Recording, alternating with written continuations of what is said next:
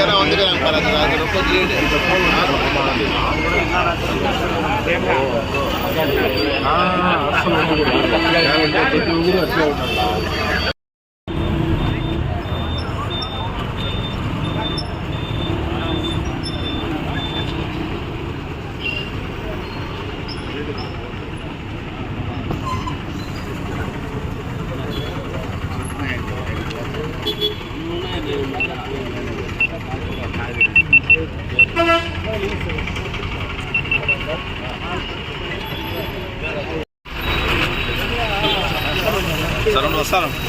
వస్తాను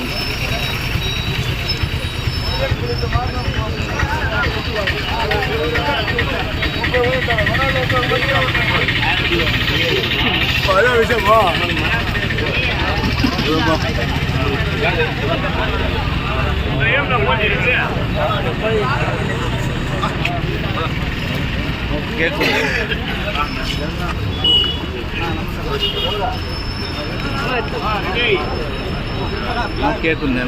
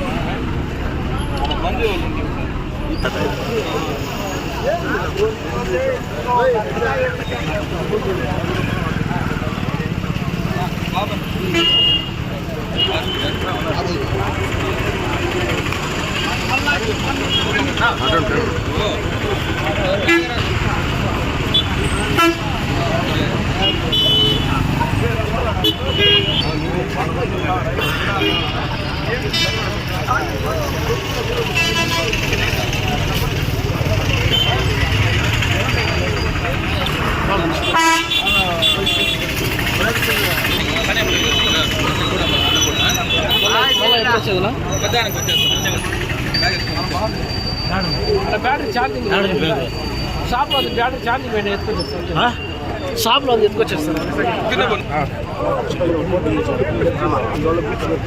చూసే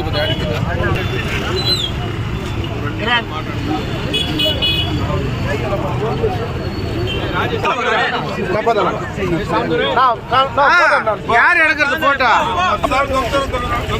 ಜಮೀನ್ದಾರ್ ಕೆ ಜೈ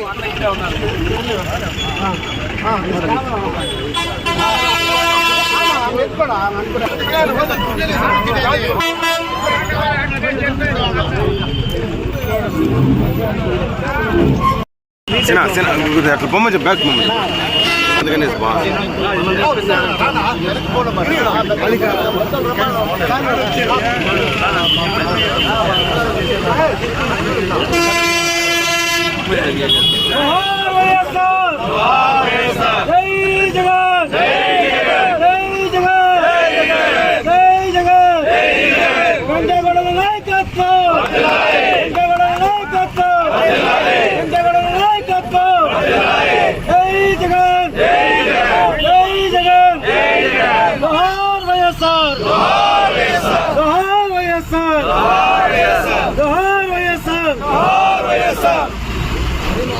అయినా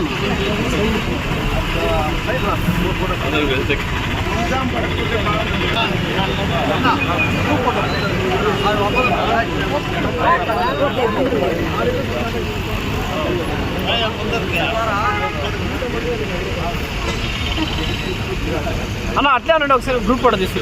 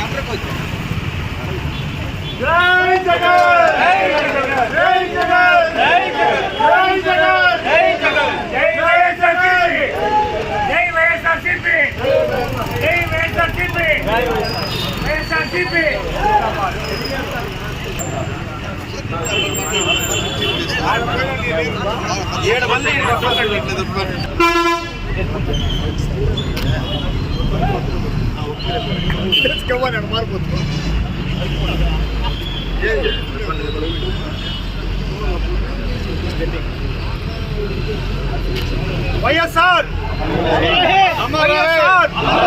వైఎస్ఆర్ వైఎస్ఆర్ జోహార్ వైఎస్ఆర్ జోహార్ వైఎస్ఆర్ జోహార్ వైఎస్ఆర్ జోహార్ వైఎస్ఆర్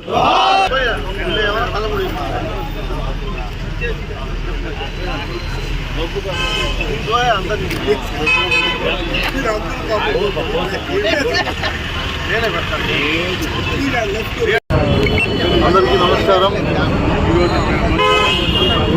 ఈ రోజుకి 15 సంవత్సరాలు పూర్తి చేసుకొని 16వ సంవత్సరంలో అడుగు పెడుతున్నటువంటి వైఎస్ఆర్ కాంగ్రెస్ పార్టీ ఆవిర్భావ దినోత్సవానికి ఇచ్చేసినటువంటి అందరికీ కూడా పేరు పేరున ధన్యవాదాలు తెలియజేస్తూ, భారతదేశంలోనే ఎక్కడా ఎప్పుడు ఎనలేనటువంటి సేవలు అందించినటువంటి పార్టీ ఏదైనా ఉంది అంటే అది వైఎస్ఆర్ కాంగ్రెస్ పార్టీ అని ప్రజలందరూ కూడా గుర్తించారు. ఎందుకంటే భారతదేశంలో అనేక పార్టీలు ఉన్నా, ఎంతోమంది ముఖ్యమంత్రులైనా సంక్షేమ పథకాలు నవరత్నాలు అని ప్రజలకు తెలియజేసినటువంటి ఏకైక నాయకుడు వైఎస్ఆర్ కాంగ్రెస్ పార్టీ అధ్యక్షుడు మాజీ ముఖ్యమంత్రి వైఎస్ జగన్మోహన్ రెడ్డి గారు. ఆయన ఈ రాష్ట్రానికి, ఈ రాష్ట్ర ప్రజలకు చేసినటువంటి సేవలు మనం ఎప్పటికీ మరవలేం. ఖచ్చితంగా రాబోయే రోజుల్లో మళ్ళీ వైఎస్ఆర్ కాంగ్రెస్ పార్టీని అధికారంలోకి తీసుకొచ్చి జగన్మోహన్ రెడ్డి గారిని మళ్ళీ రెండోసారి ముఖ్యమంత్రిగా చేసి, ఏదైతే 2019 నుంచి 2024లో ప్రజలు ఎంతో సంతోషంగా ఈ రాష్ట్రంలో ఉన్నటువంటి పరిపాలన మనం చూసాం, మళ్ళీ ఖచ్చితంగా తిరిగి అలాంటి పరిపాలన తీసుకొచ్చి ప్రజలకంతా కూడా మంచి జరిగే విధంగా మనం అందరూ కూడా కృషి చేయాలని ఇక్కడికి ఇచ్చేసినటువంటి అందరికీ కూడా పేరు పేరున ధన్యవాదాలు తెలియజేస్తున్నాం. జై జగన్, జై జగన్, జై జగన్, జై జగన్, జై జగన్. వైఎస్ఆర్ సభ్యులందరూ కూడాను, అదేవిధంగా మా సమన్వయకర్త మాజీ ఎమ్మెల్యే వెంకటేవుడు గారు అందరికీ నమస్సులు. ఈరోజు ప్రదర్శిస్తున్న అందరికీ తెలుసు, 2011 మార్చి 12వ తేదీ నాడు ప్రపంచ చరిత్ర సృష్టించే విధంగా ఆవిర్భవించినటువంటి వైఎస్ఆర్ కాంగ్రెస్ పార్టీ, దాని పూర్వాపరాలు మీకు అందరికీ తెలుసు. వైఎస్ఆర్ ఆశీర్వాదం అందించిన తర్వాత అనేక ఆటుపోట్లు ఎదుర్కొన్న తర్వాత ఆ రోజు కర్నూలు జిల్లా నల్లకాలువలో ఒక హామీ ఇచ్చాడు. వందలాది మంది చనిపోయినారు కాబట్టి వాళ్లను ఓదార్పు చేసి ఆ రోజు కాంగ్రెస్ హైకమాండ్ వద్దు, నువ్వు చేయొద్దు ఆ పని అని చెప్పనంటే అది కుదరదు, నేను మాట ఇచ్చాను కాబట్టి చేస్తాను చెప్పని అన్నాడు. అయితే దాన్ని వ్యతిరేకించినారు. దానికి ఆయన ఒప్పుకోకుండా ఆ రోజు తన యొక్క మళ్ళా దీనికంతా కూడా కొంతమంది రాజీనామాలు చేసిన తర్వాత మార్చి 12వ తేదీ నాడు అక్కడే వైఎస్ఆర్ సమాధి దగ్గర పార్టీ ఆవిర్భవించడం ఏర్పాటు జరిగింది. ఆ రోజు నుంచి ఆయన ఈ రోజు మనం చెప్తా ఉన్నాము, మడమ తిప్పని మాట తప్పని ఒక మహానాయకుడిగా ఎదిగి చరిత్ర సృష్టించినాడు. 2011 తర్వాత మనకు 12లో 19 స్థానాలకు ఉప ఎన్నికలు జరిగితే మేము ఆ రోజు డ్యూటీల్లో ఉన్నాము. తిరుపతి డ్యూటీకి పోయినాం. మనం గెలుస్తామా లేదా అనేటువంటి సంశయాలు వచ్చేటువంటి సందర్భంలో తిరుపతిలో ఇప్పుడు మనకు అధ్యక్షుడు కరుణాకర్ రెడ్డి గారు ఆ సీటు మాత్రం ఓడిపోతే అంతా గెలుస్తామన్నారు. ఆయన ఆ సీటు కూడా గెలిచినాం. చరిత్ర సృష్టించినాడు. ఆ రోజే మీకు తెలుసు, ఆయన కడప పార్లమెంట్కి పోటీ చేస్తే 5 లక్షల పైగా మెజార్టీతో చరిత్ర సృష్టించి గెలిచినటువంటి వ్యక్తి. ఆ రోజు నుంచి కూడా పొరపాటు 2014లో మనకు అపోజిషన్లో ఉండేటువంటి అవకాశం వస్తే కూడా దాన్ని జారవిడకుండా ప్రజల యొక్క కష్టకాలు తెలుసుకుంటూ పాదయాత్ర చేసి చరిత్ర సృష్టించి 2019 ఎన్నికలకు రావడం జరిగింది. 19 ఎన్నికలు ఇందాక అన్న చెప్పినట్టుగా మీకు తెలుసు, ఏ దేశంలో రాష్ట్రం ఏది కూడా అమలు చేయటువంటి పథకాలు అమలు చేసి తెలిసించినాడు.